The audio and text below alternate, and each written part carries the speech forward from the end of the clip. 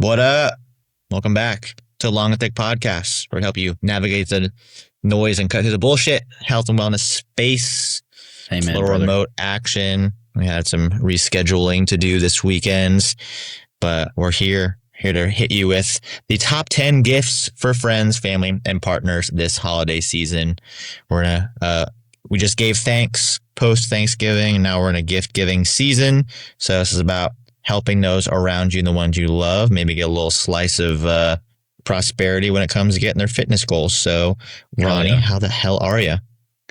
I'm doing well, my friend. I'm just getting over the hump of a bug that sounds like it has worked its way through many ecosystems.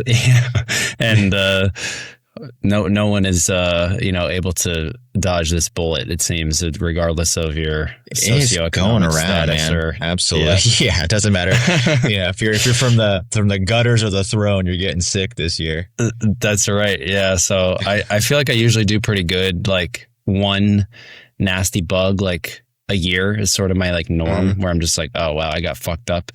And this hasn't really been that nasty.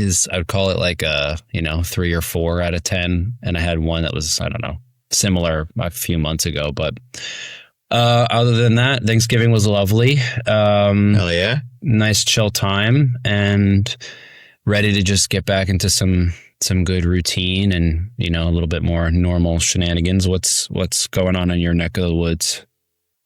Kind of just business as usual. Thanksgiving was super wholesome on my side. Had a little kind of private lift with some of the employees and VIPs of the gym. Nice. And then had 3 different kind of Friendsgiving stops, which was great. Food was awesome. Just kind of bounced around a lot, but it was low key. There's no stress, no pressure. It was awesome. And then beyond that, just trying to get through the whining dog in the background. Sometimes you gotta cry. Yeah, sometimes you gotta cry.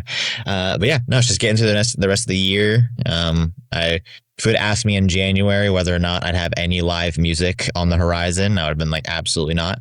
But as I close out this year, I will have, by the end of December now, I'm looking forward to 2 more shows I have to play. So it'll be 4 shows with 4 different outfits this year, which I did not expect to have any. So here we are.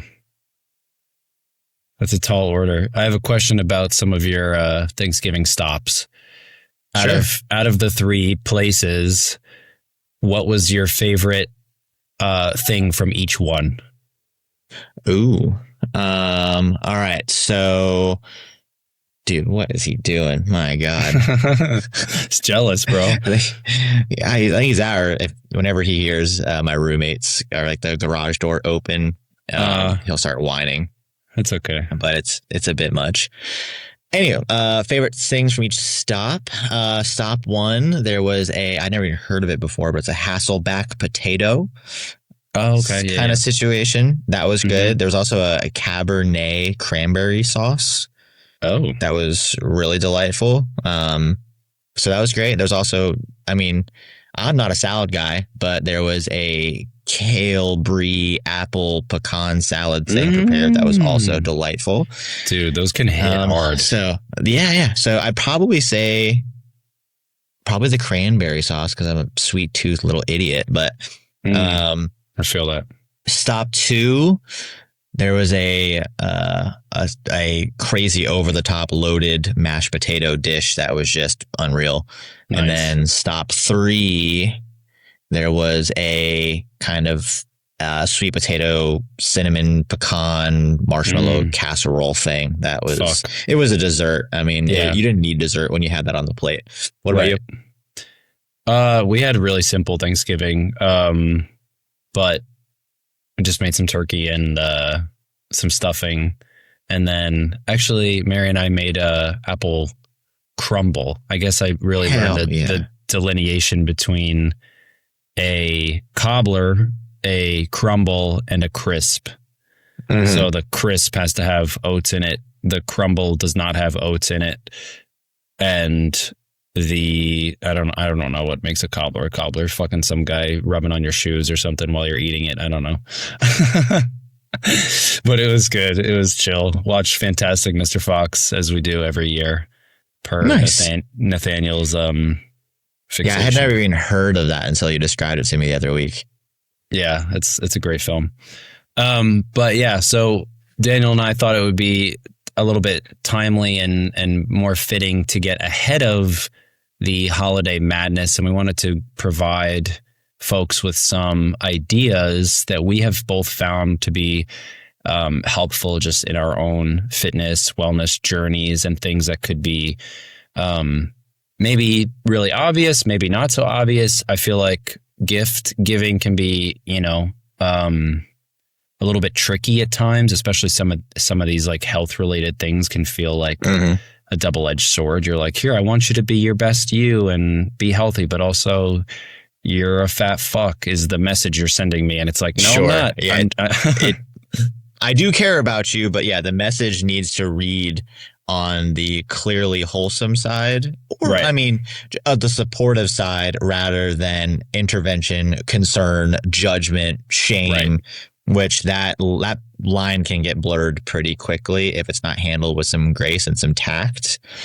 So hopefully you're doing it for the right reason and having it translate the right way, especially during the holiday season, because like you said, no one wants to have that message read as, hey, fat fuck, Merry Christmas. You should be unclogging your arteries and losing some weight, which would just be terrible. Neither of us would ever say that. I'm just saying that right, but this is for the humor of it. But it is, yeah, for sure. And I tell Ron he's fat all the time. But that's right. Every morning I get a text. Hey, fat ass, get out of bed. Yeah, start rowing now or fucking get one foot in the grave. That's right. So we came up with 10 different things. They are in no particular like category or like price order. It's not like a hierarchy. It's more just like, here's 10 ideas.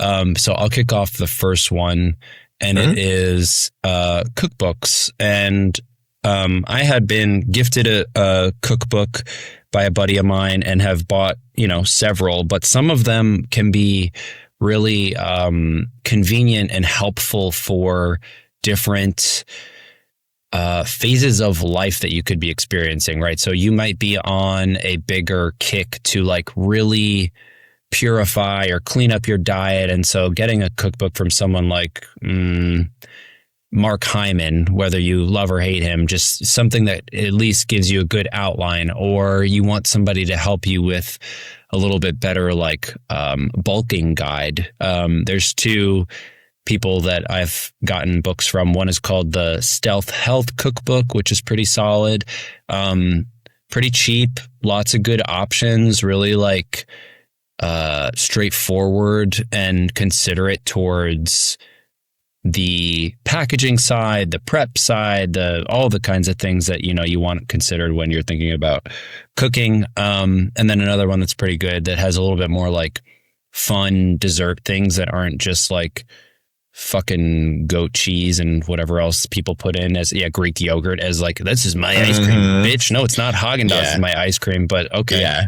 It's either Greek yogurt or cottage cheese. Those are the two protein hacks that you really have to dress up. You have to, it's the LaCroix version of a dessert more often than not. You're like, this is like 3 Xerox phases away from the shit I want to be actually fucking putting in my mouth. I've never heard of that analogy. Like, holy shit, I actually really love that. That's beautiful. But yeah, that guy's name is Joseph Abel or Abel. He's got some fun stuff and just some good references. But I'm a big fan of like books, right? Like having the actual physical book is, I think, a big win, something you can use to decorate your kitchen, whatever. So yeah, a helpful thing that, again, you want to be careful not to insinuate like, hey, the wrong message. So just use that with tact. Yeah. And hopefully too, if as a friend, as a loved one, as a partner, you've at least explored. Because again, if you're just cold launching this into someone's life, it's not going to go well. It's not going to read correctly. So hopefully this has been prefaced by other conversations of that party having some either vested interest or experience in this pursuit that you can then support. Be like, hey, I love that you're doing this. I want to help. Here you go. not just springing it on someone and being like, here's some cookbooks. Again, you fat Fucking fuck. Like, hucked through the bedside window with a jukebox outside. Yeah, for sure. So yeah, no, Hell cookbooks are great. There's also plenty of ebooks out there too. And we're all in a PDF digital age, which can be just as helpful depending on how the recipient likes to consume their information. But no, at those kinds of things can be remarkably helpful just because one small shift in perception or some inspiring or imaginative idea can really fractally change the game for you and change your eating habits, your patterns, all that, and give you a nice room to run and explore some new healthy options. Yeah, love it. You want to hit us with the next one? Yeah, following that up, it's, things that make that pursuit easier. So kitchen tools. So you could go as far as like a really nice food scale. You could do measuring cups. You could do new meal prep ware, not getting above Tupperware, getting away from all of your plastics as best you can. Same thing with certain types of cookware, getting away from certain plastics or coatings, things like that. Maybe having a really solid like cast iron pan, which some people, like, I was never really exposed to that growing up. That was more of a novel thing for me later in my life, but it is clutch, honestly. That or just like stainless steel cookware, I just adore. So if they have the interest and the time to really put into their cooking for their fitness, then any one of those things, it'd be really, and it's also spans a large budgetary range too. So that's true. Like, here's a scale, thinking of you, here's some measuring cups, love that. Go up a little higher, you want to invest a little bit more, here's an entirely new set of all glass meal prep ware. And then or beyond that, if they are really into their culinary arts, then you can start looking at actual cookware as well. And I'm sure anyone would be stoked to have that. Yeah, good blenders. You made me think of like Ninja Creamy as we're thinking about like the protein hacks for like ice creams that are a little healthier. But you guys get the gist. It's really just like, I like that you pointed out the play with the financial side is that you can really get away with a lot of tiers in the options. And this is more or less the case across most of these, some more than others, as we'll dive into other, ideas, but this is one where you really get into a big span of, could be very expensive depending on your budget and who you're buying for and all that kind of stuff, or just like a nice fucking get another white girl a Stanley Cup. That's what we need more of. Or I mean, it's as far as if they're doing a lot of supplementation, it could be as small and as thoughtful as getting them a shaker cup in their favorite color. That's super easy. Yep. Yeah, love it. So next on the list gets a little bit tricky, and so this may be for sure something that you want to like discuss, but gym memberships or some kind of like class pack, or some form of sessions with a personal trainer. That's probably the best hybrid version that I would lean towards in terms of like best quality gift. I would say is getting somebody personal training, and probably like, what would you say, like at least 12 sessions, at least, bare minimum 6, So I've dealt with that in everything from, hey, can I just buy one and have them show up to kind of shake some of this off and get them accustomed to what this might look like as a trainer trainee relationship. And if they're down, I'll happily throw more into it. I've also, like you said, too, have had people buy a pack of, say, 10 sessions or 20 sessions, or someone that cannot work directly with me. Someone will be, hey, can I buy their first month or 3 months of coaching and get them started up so we can get them an accountability partner, get them on a good path with processes and structures to follow. So again, that just comes down to how much they want to invest and their budget that they want to allocate for it.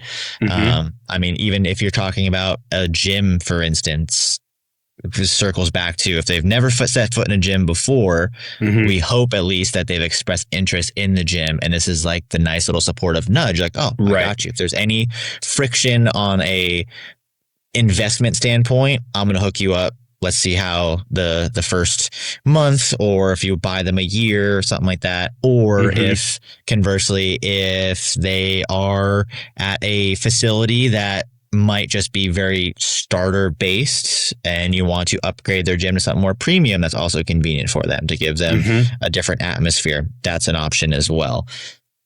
Yeah. I think the one thing to note is that it gets tricky, at least just in the different gyms that I have been a member of. Like there's just a degree of like normalcy in needing to sign papers, show up, give an ID, go through a tour of the place, like whatever norms the gym has or rules and regulations that they have in place to make sure that that person is signing stuff that's liability, all that kind of things. Just like that can be trickier to buy for somebody without them going and doing it. And then it's like, hey, did you buy them this fucking thing? And they never showed up. Like, well, okay. So good point to make sure that they have like a desire, right, from the get-go. Sure.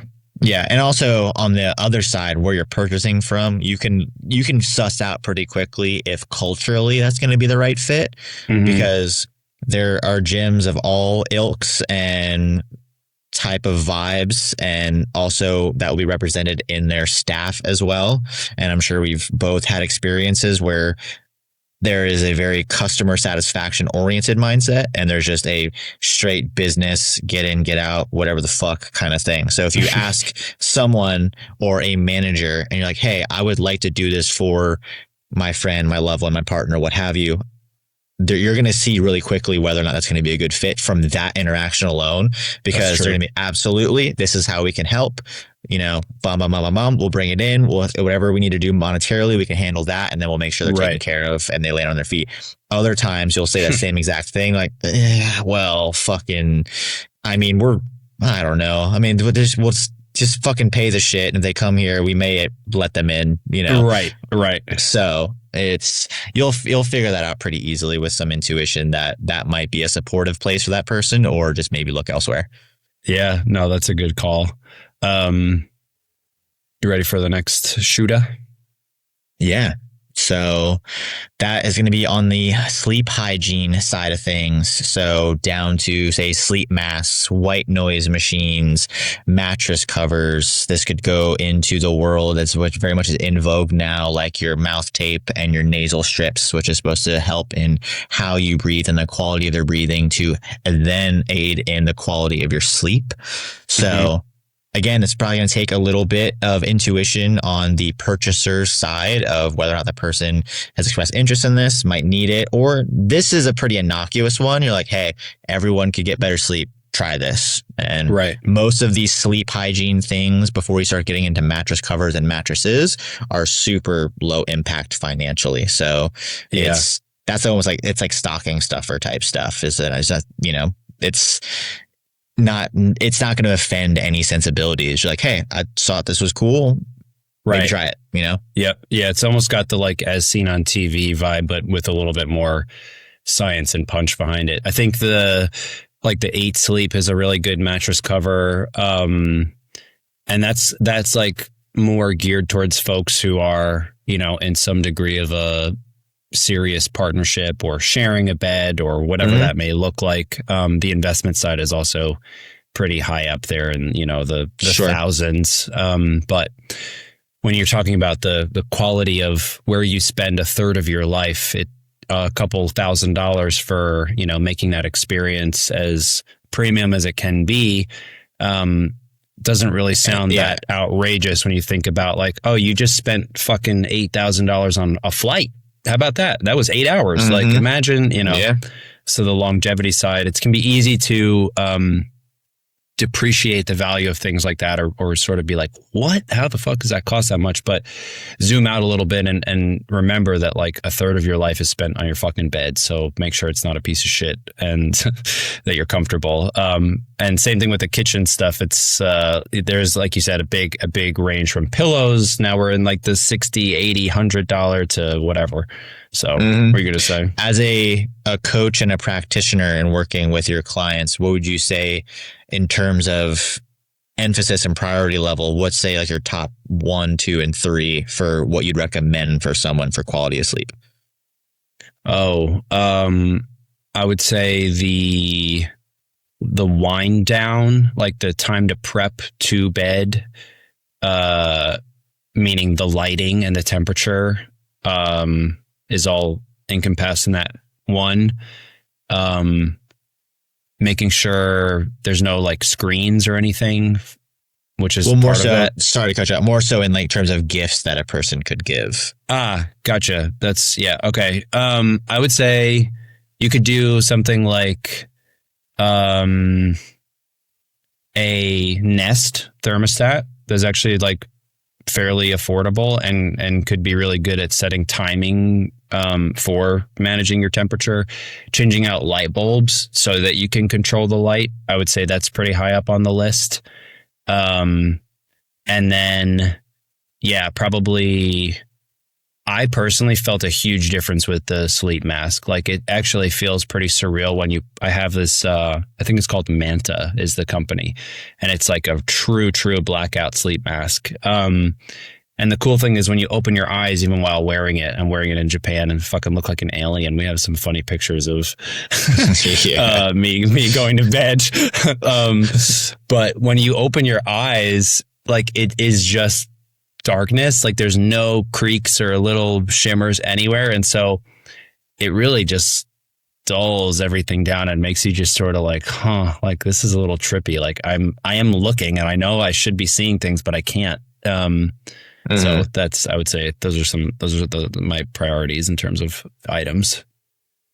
One thing that just popped into my head that I utilize now, and it was kind of a curiosity. I had a client of mine swear by hers, but it is on the premium side. We're into the middle 100 to 200 plus range, but I have the Hatch Gentle Alarm, which is nice because it covers some of the other things that we talked about in the list. So it will give you a wind down oral auditory thing, and then it will give you a very, very subtle white noise throughout the entire night, as well as then slowly in gradient fashion giving you more light and more sound to wake you up rather than just like jarring you awake with a crazy iPhone alarm. Yes. Yeah. So that again is on the more premium side, but it has been a good addition and I'd use it every night and every morning. So it has not been valuable for me. It was a curiosity of my own, but I think it was worth the money. But again, that is a premium expense depending on who you're buying for and your budget.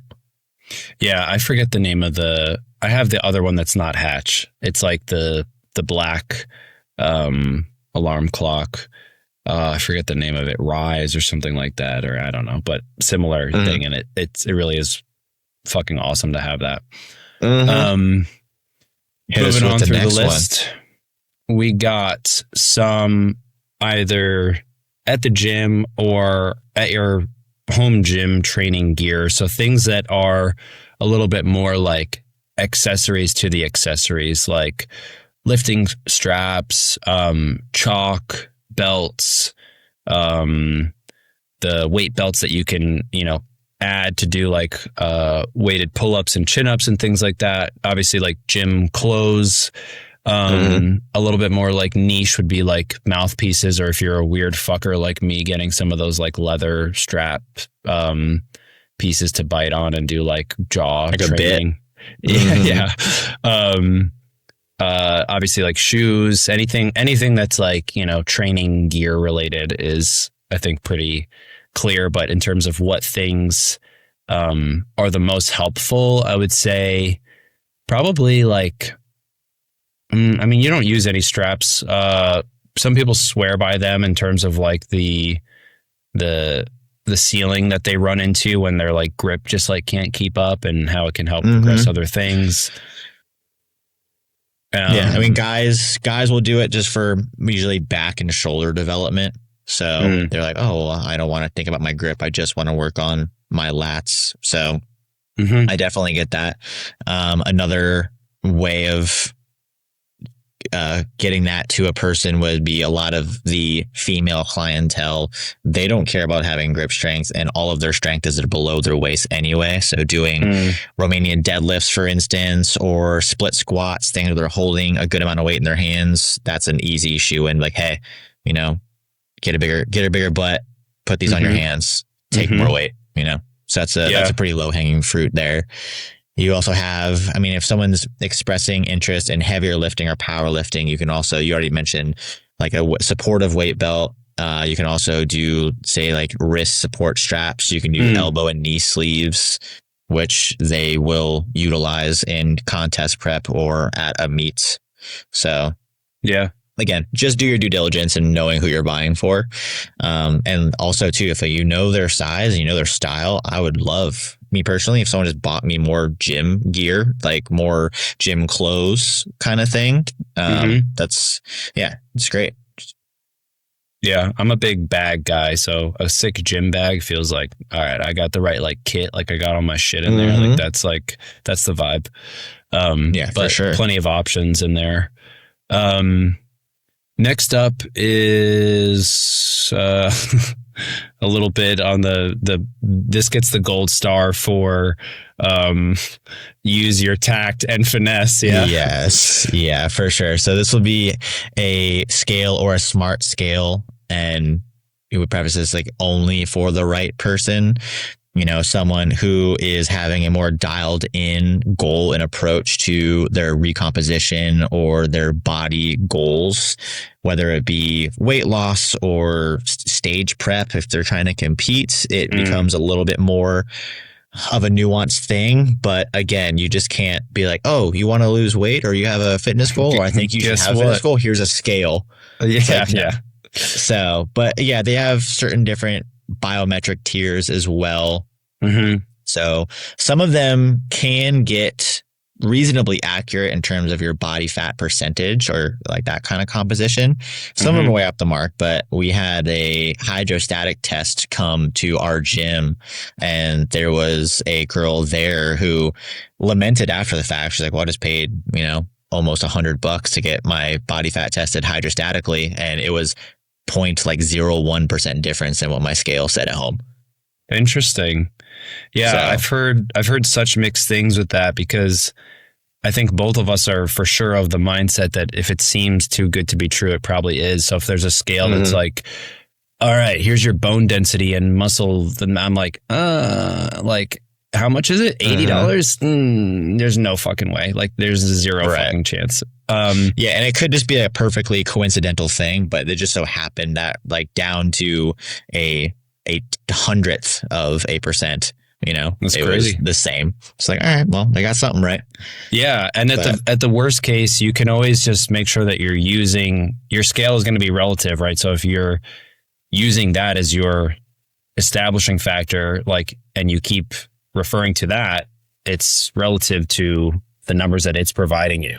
So even its inaccuracies could be made accurate by using it as the same reference. But yeah, for sure. This the sole thing that's giving you feedback empirically.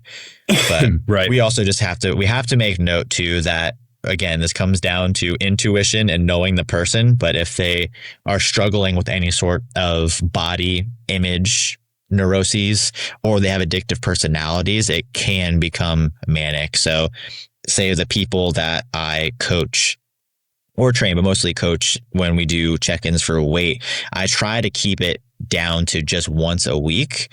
One, things can fluctuate too much day to day, but some people will like, well, I want to know, you know, when I wake up, I want to know. When I go to sleep, I want to know. I'm like, it's you're making this too deep. So use your best judgment and just not to make it a neurotic thing for somebody.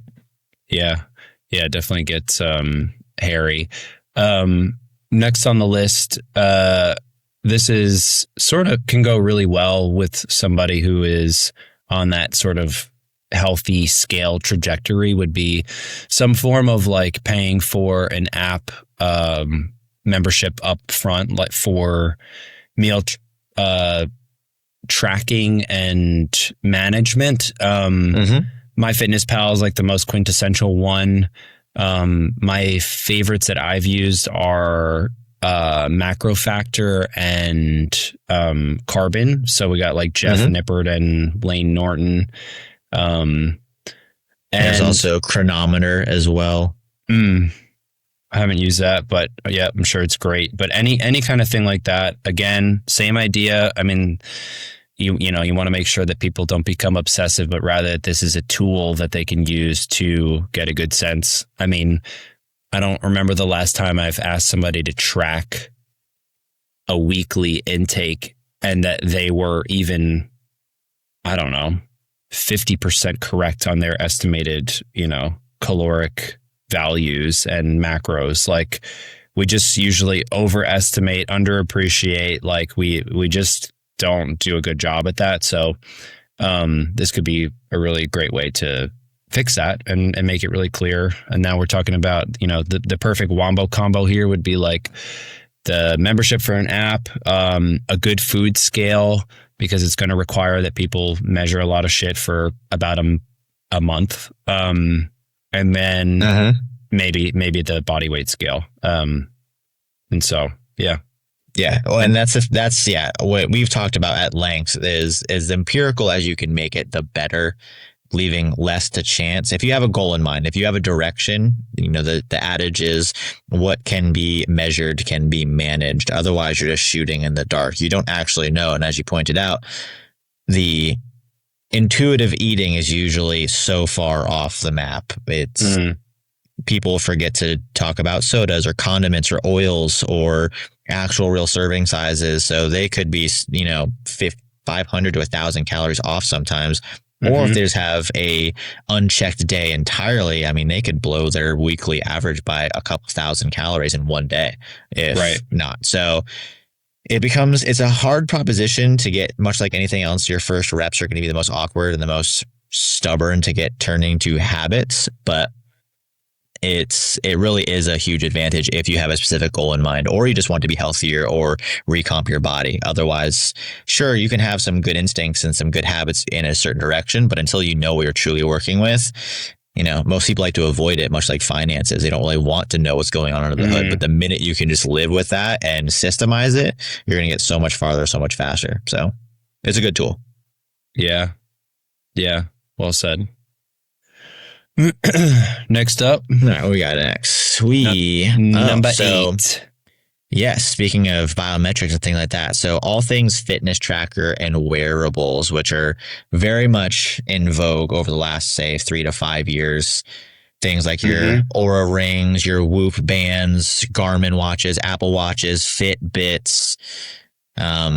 It's always great to have more data, as long as, again, you don't make it a manic, neurotic thing. But the more you have to show your output, how you're moving, how you're recovering, how you're having a quality or a lack of quality of sleep, all of that are great in being able to tune things in your life to allow you to feel better and healthier. So, yeah. And it's especially like, say, with what you work with a lot of cardio-based endurance clients, things like that. I mean, that is a more nuanced thing where you need to have specific data when it comes to scaling up your endurance, much like you should be tracking your lifts in the gym. This is even more so because you are quite literally trying to have data to represent different thresholds of your cardio, your endurance, your performance.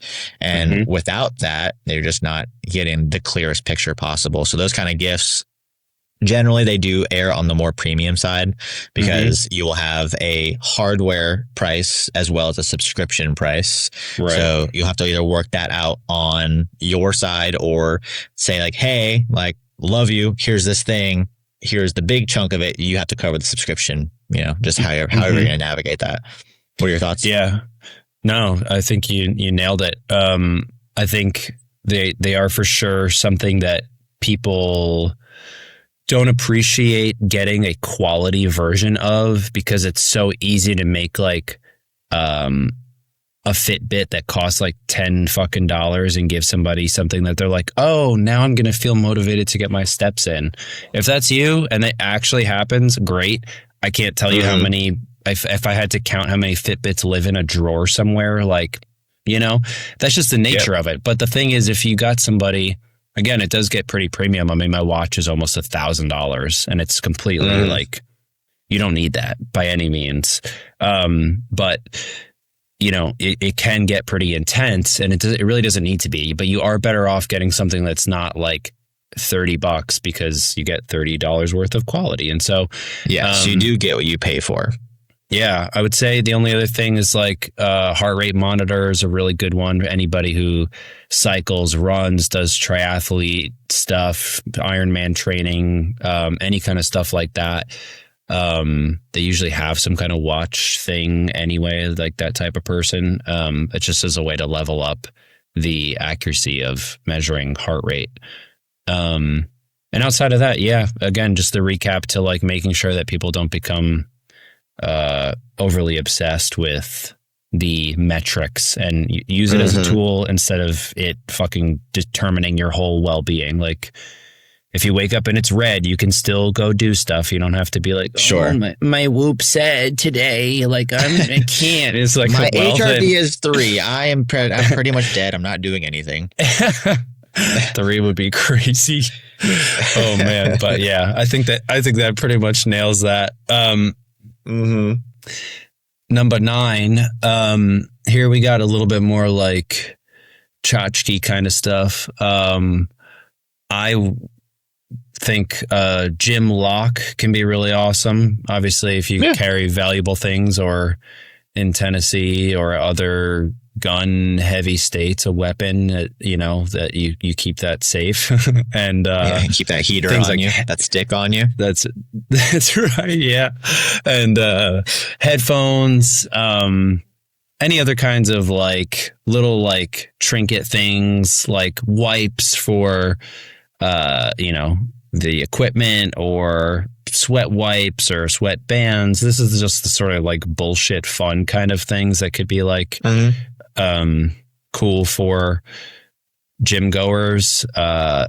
If you're in more of like a niche sport, then you can apply it to like a jiu-jitsu based thing, or volleyball, or you name your sport. Just think of things that are a little bit more like culturally fitting for that sport. That could be good.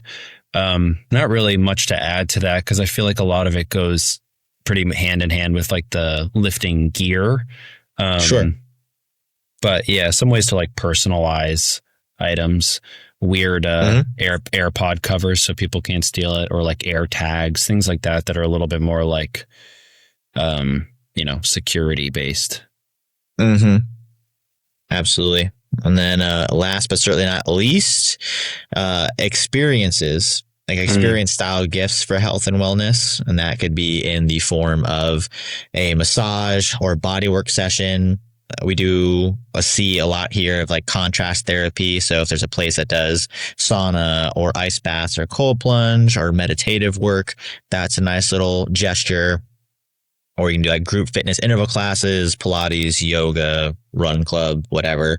It's a thoughtful gift if, that person's really into that style of recovery, or just want a better social atmosphere for their fitness and their wellness journey.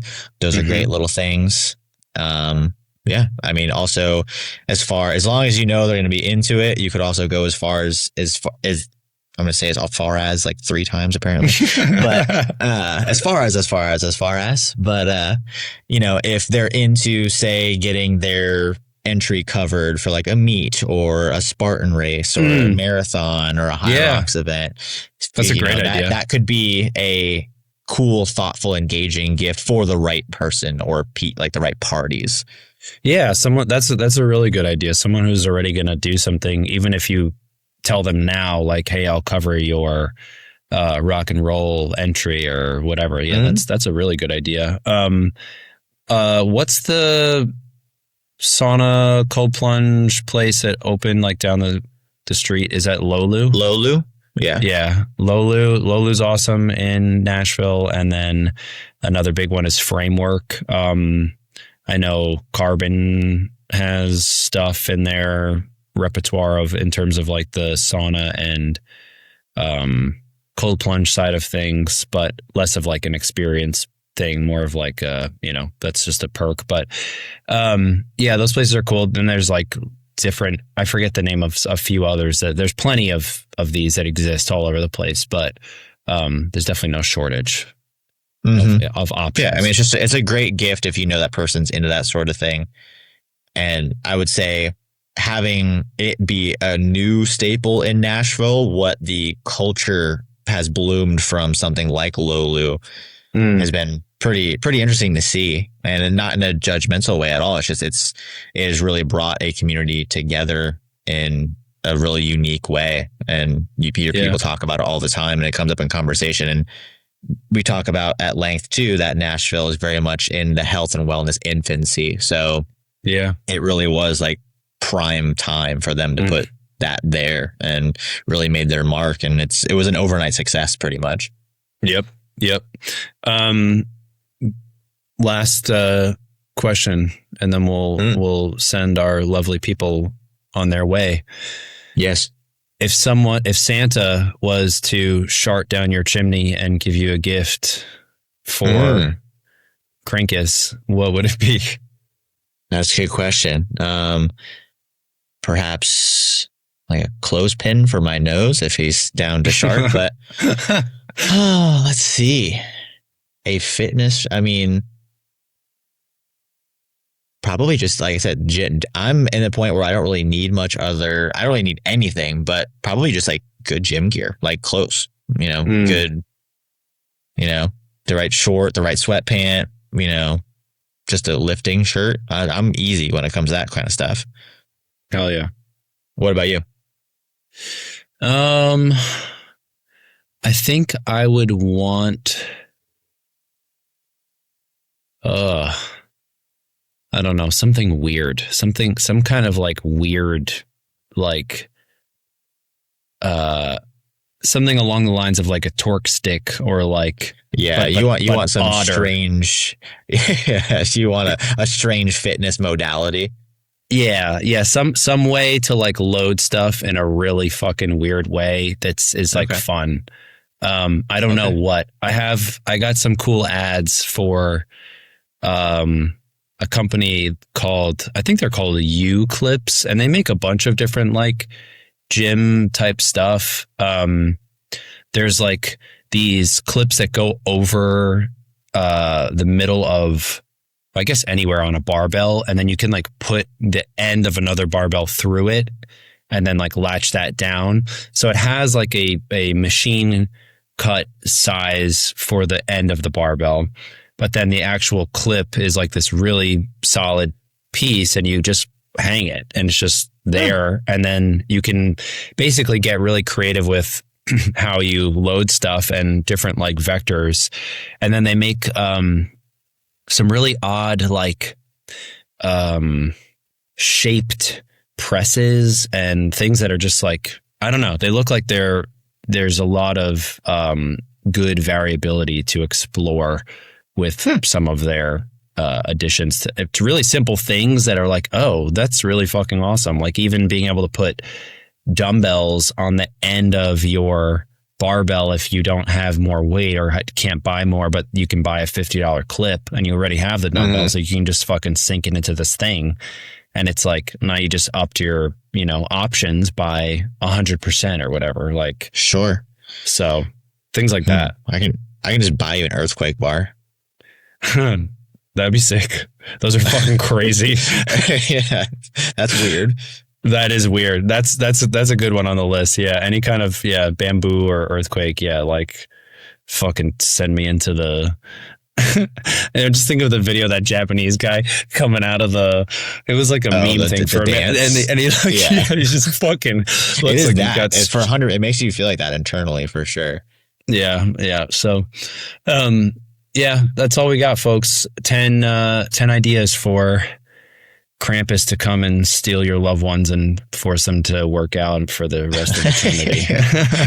and shame them for their body composition. That's right. Yeah.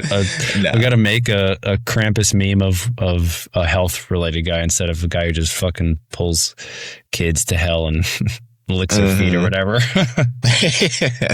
Yeah, no, but we think this is a pretty solid list that it kind of covers anything for any number of people that might be in the fitness journey, lifting space. There's going to be something for everybody here. So I think you got you covered.